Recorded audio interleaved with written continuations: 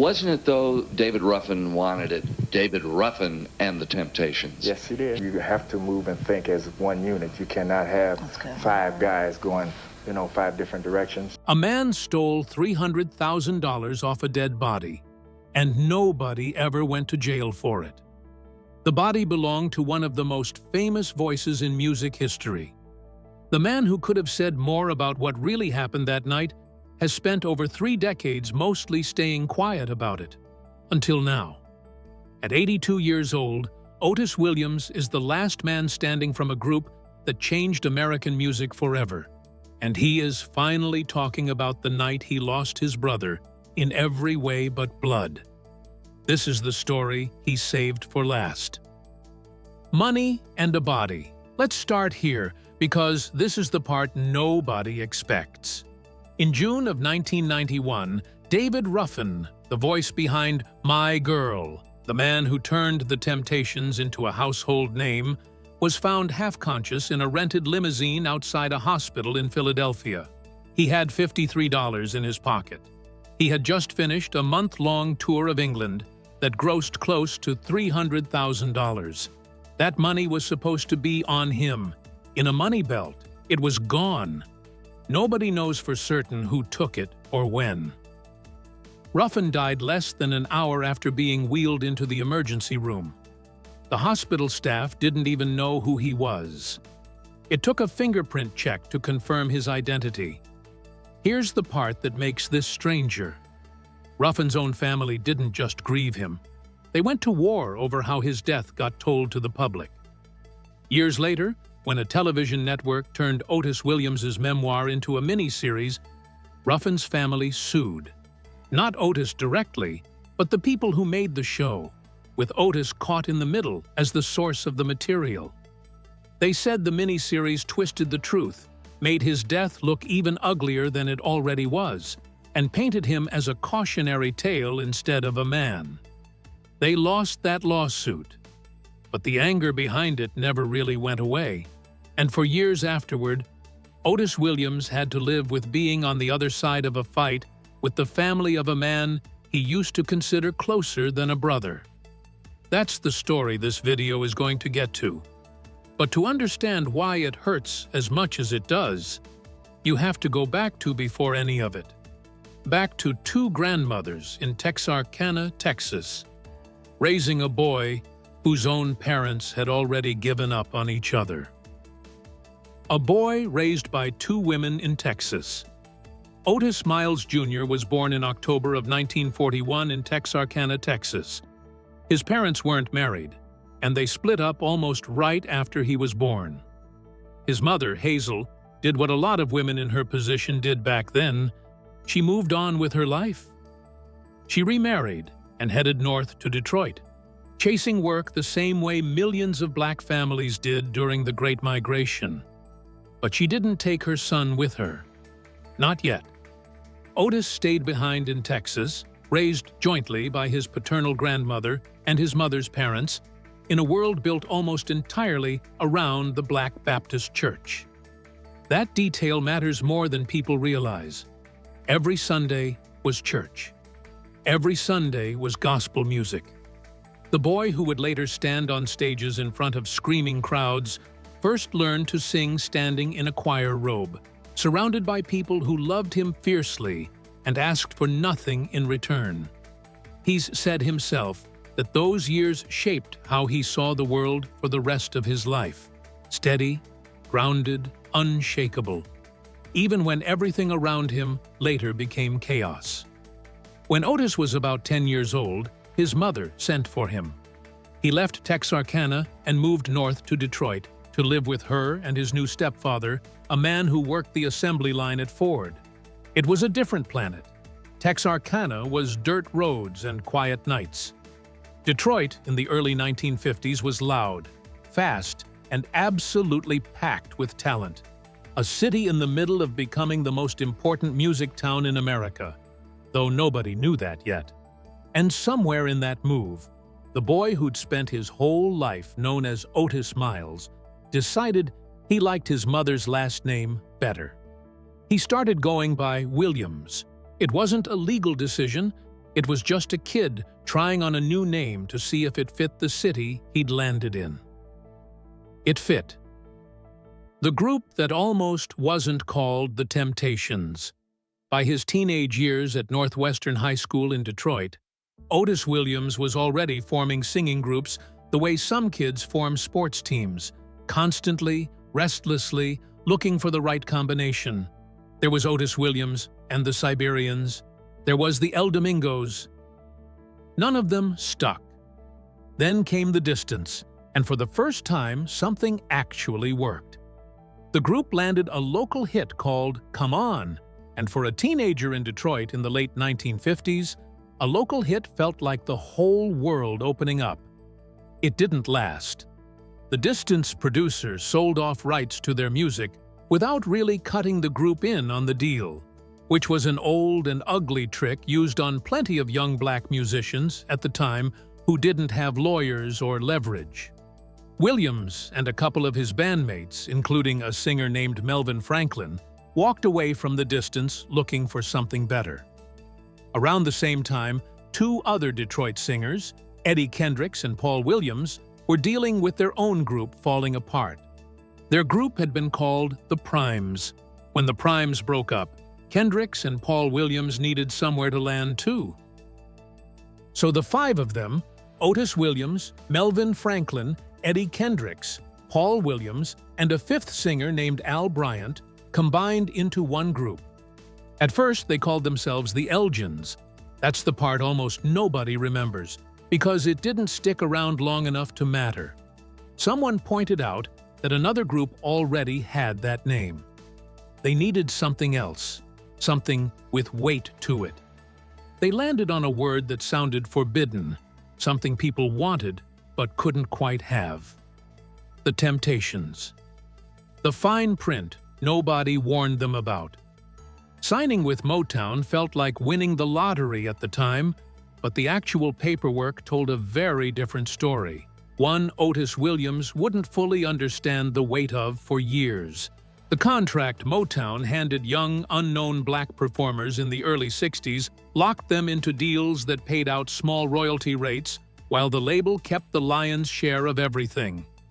Williams has said it took until the group's contract came up for renewal years later, once they already had hit records under their belt, for someone outside Motown to actually explain to him what he'd signed.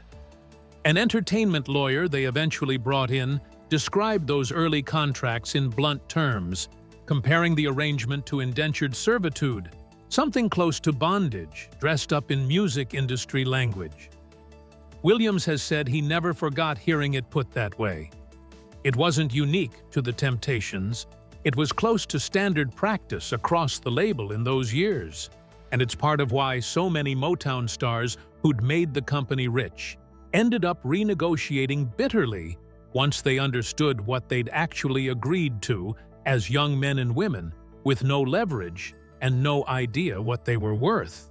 For Otis Williams, that lesson landed early enough that it shaped how seriously he eventually took control of the business side of his own career, long after some of his bandmates had already moved on or passed away.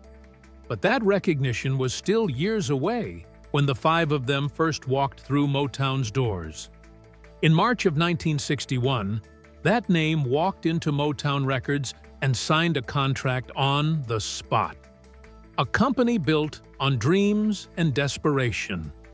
Motown wasn't just a record label, it was Berry Gordy's entire bet that black artists from Detroit could compete with and beat anybody else making music in America.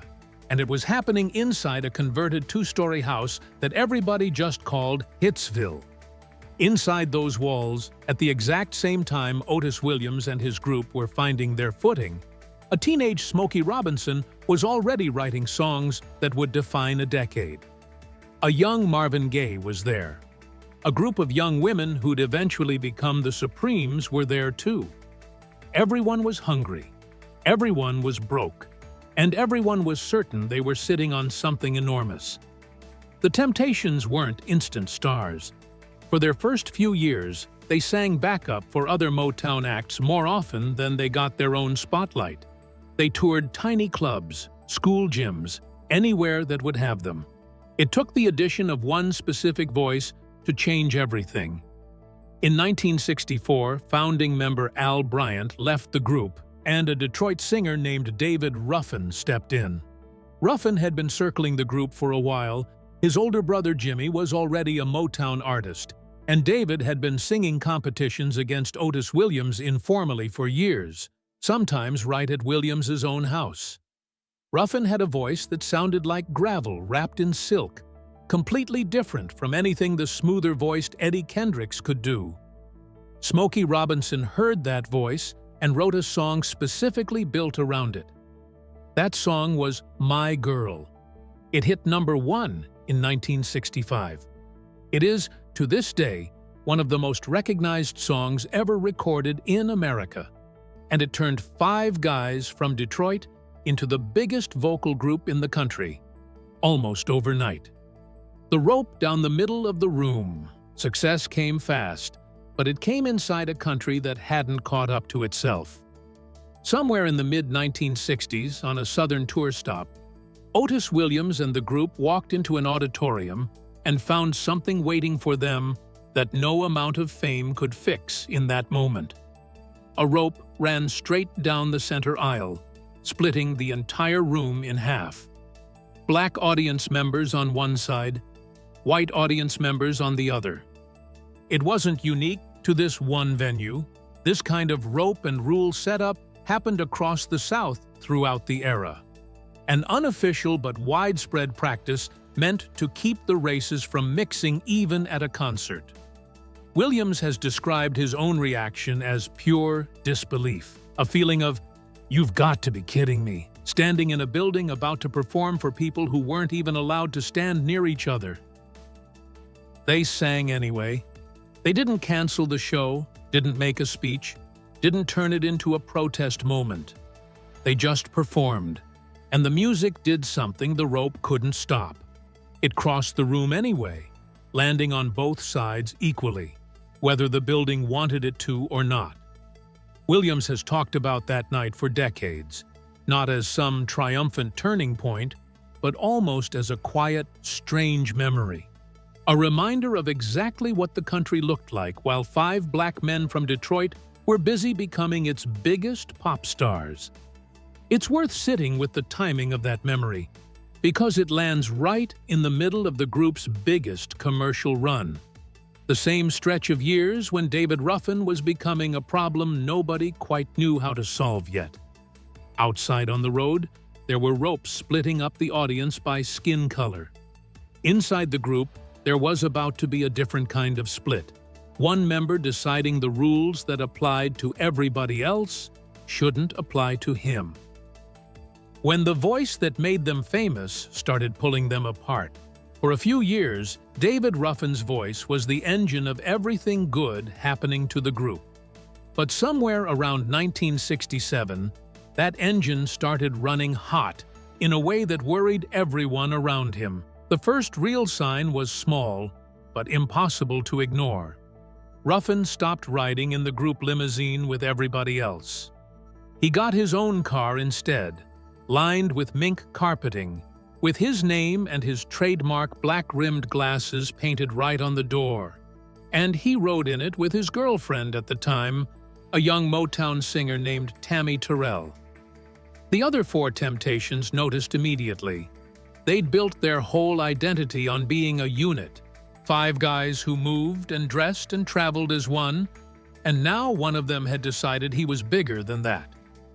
Diana Ross had recently been pulled out front of the Supremes and given top billing. The group officially became Diana Ross and the Supremes. Ruffin watched that happen and decided he wanted the same treatment. He started pushing for the group to be renamed David Ruffin and the Temptations. Otis Williams said no. So did everyone else. That refusal didn't sit well, and it coincided with something far more dangerous creeping into Ruffin's life, a growing dependence on substance that was starting to bleed into everything, including his reliability. He missed rehearsals. He missed meetings. He also started demanding full access to the group's financial records, convinced Motown wasn't paying them what they deserved. Motown gave a little ground, letting the group bring in an outside accountant to look at the books, but that accountant still couldn't get full access to the records held by the management company, which happened to be a subsidiary of Motown itself. It was the kind of half-answer that made everyone more suspicious, not less.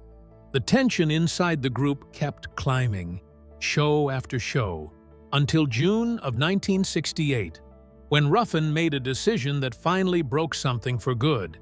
He skipped a scheduled concert in Cleveland to go see a woman he was seeing at the time perform instead. That was it.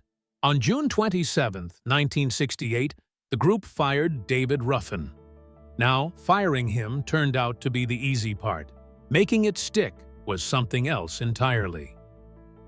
The man who wouldn't leave the stage. Dennis Edwards, a friend of both Otis Williams and Eddie Kendricks, stepped in as Ruffin's replacement almost immediately. Ruffin himself seemed to take it in stride at first. He even offered Edwards a few words of encouragement when the news broke. That calm didn't last 24 hours. During Edwards' very first show fronting the group in Valley Forge, Pennsylvania, David Ruffin showed up uninvited. He didn't sit in the crowd. He walked straight onto the stage, grabbed the microphone out of Dennis Edwards' hand mid-performance, and started singing lead on Ain't Too Proud to Beg, as if nothing had changed. The audience didn't know what to make of it. Neither did the band. And it kept happening. Ruffin found ways to sneak past security at show after show that summer, crashing performances, grabbing the mic, forcing his way back into a spotlight that technically wasn't his anymore. It got bad enough that the group actually considered reversing course and bringing him back. For a moment, it looked like it might happen. But Ruffin missed the exact event that was supposed to mark his return, and that mistake killed any chance of a reconciliation. Otis Williams and the rest decided to stick with Dennis Edwards for good. Ruffin's chaos at Temptations shows finally stopped, not because he gave up, but because he ran out of chances. What came after was uglier and quieter: lawsuits. Ruffin sued Motown that October, trying to break his contract entirely. Motown sued back to stop him from leaving. They eventually settled outside of court, with Ruffin staying tied to the label as a solo act, fully separated from the group he'd helped make famous.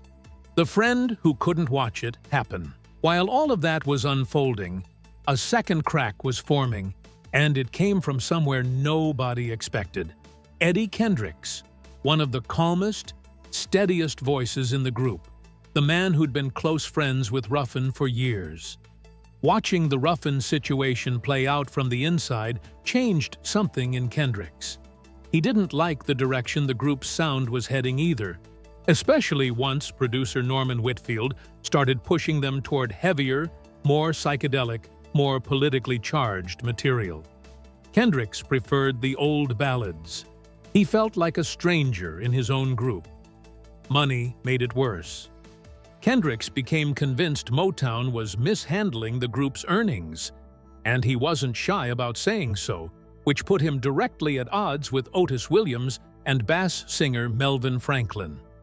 By the time Ruffin had already been pushed out, Kendricks had a new idea brewing. He wanted the entire group to go on strike, refuse to perform, refuse to record, force Motown into an independent financial review before anyone sang another note. Williams and Franklin shut that idea down hard. The disagreement simmered for 2 more years before it finally boiled over during a show at the Copacabana in November of 1970. Between sets, Eddie Kendricks simply walked out. He and Otis Williams agreed it was time for him to go, and just like that, another founding member was gone. Not fired in anger like Ruffin, but worn down by years of feeling like the group had moved somewhere he didn't recognize anymore. A death that came wrapped in rumors. Here's where the story circles back to where this video started. By the late 1980s, David Ruffin and Eddie Kendricks had actually patched things up with each other, touring together with Dennis Edwards as a trio built entirely around their shared history with the Temptations. It looked, for a moment, like Ruffin might be heading towards something like redemption. They had just wrapped a successful month-long tour of England in May of 1991, with real money on the table for the first time in years for Ruffin specifically. Then came June 1st. According to later reporting, Ruffin spent that evening drinking at a bar in Philadelphia before buying crack substance in the early hours of the morning. Within roughly 30 minutes, he was unconscious. The men he was with put him in a limousine and dropped him at a hospital emergency room, telling staff he'd overdosed before driving off. He was 50 years old. He died about an hour after arriving. And that missing money, somewhere close to $300,000 he should have had on him from the England tour, was simply gone, never recovered, never fully explained. His funeral was paid for by Michael Jackson. Aretha Franklin came. Stevie Wonder came. It was, by every account, a massive outpouring of love for a man who'd spent his final years fighting addiction in public, in courtrooms, in rehab programs that never quite held.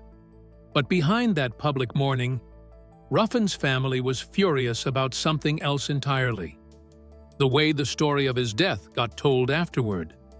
News coverage at the time leaned hard into the most sensational version of events, headlines built around the location where he was found, rather than the music he'd given the world. His family felt his entire legacy had been flattened down into one ugly final chapter. That fury followed Otis Williams specifically, because his own memoir became the basis for an NBC miniseries that dramatized the group's history, including Ruffin's death.